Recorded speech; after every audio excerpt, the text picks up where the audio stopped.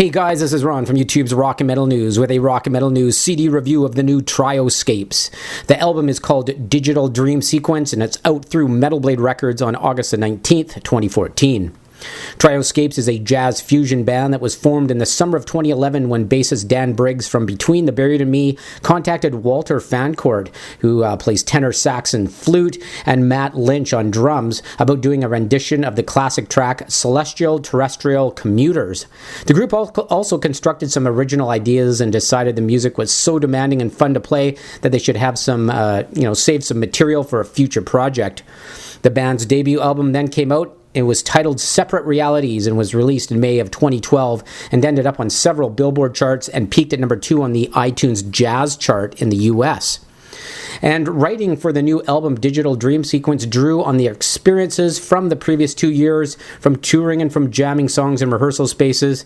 Briggs stated, "After 2 years of touring, playing together and casually working on new music, we really gelled and established more of a sound." He also stated more thought was put into how the songs from Digital Dream Sequence were constructed, on how they would translate in a live environment as well. And Trioscapes chose Chris Hilbert at Legitimate Business in Greensboro, North Carolina. The studio gave the band the flexibility to track individually or as an entire band. And after the songs were recorded, Jamie King, who did Between the Buried and Me and Scale the Summit, and Devin Townsend completed his magic for mixing and mastering. So let's get into the album. This is a jazz fusion type album, and no vocals in this one if you haven't heard the band before.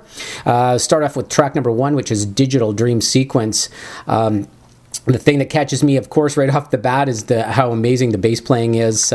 Briggs is just an incredible player. All the musicianship on this album is just top-notch. There's just lots of syncopation, lots of really interesting time changes. The sax effects on this first track are amazing. And there's lots of nice, different...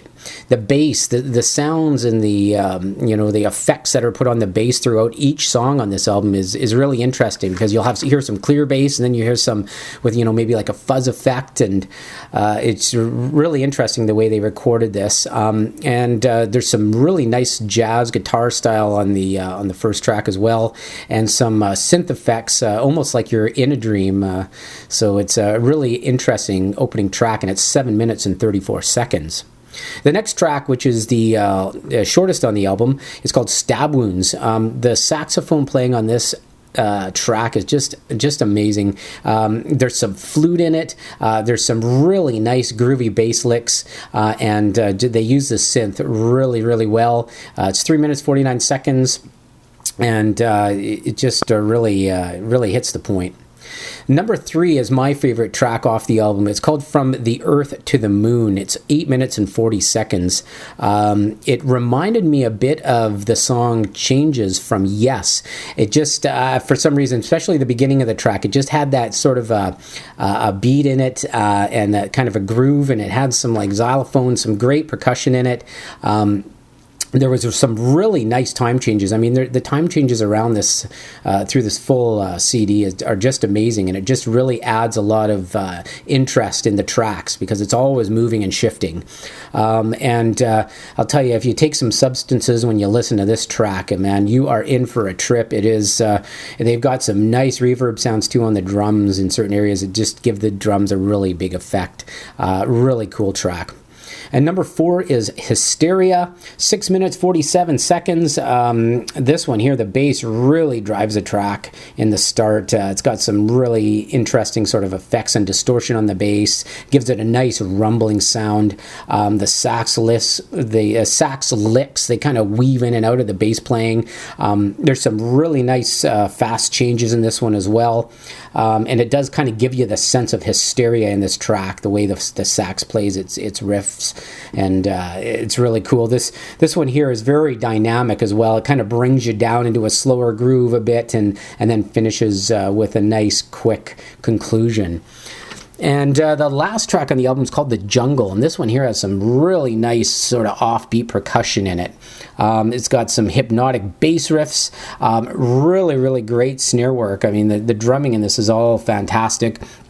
And this track here is 15 minutes and 10 seconds long, and it kind of has a mixture of everything. It kind of incorporates all of the different instruments, incorporates all the different kind of tempo changes throughout the album, and it just has some really, really nice sounds.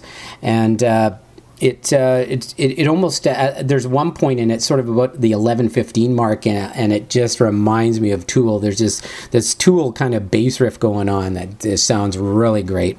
So I really enjoyed this album, and just it's something you can just listen to and move in and out of each track, because they all have their own unique feel and vibe to them. So definitely, I don't know if you've listened to Trioscapes before, definitely pick it up and give it a listen for some really modern jazz fusion type sounds, and definitely give this album a thumbs up. This is Ron from YouTube's Rock and Metal News. Thanks for tuning in.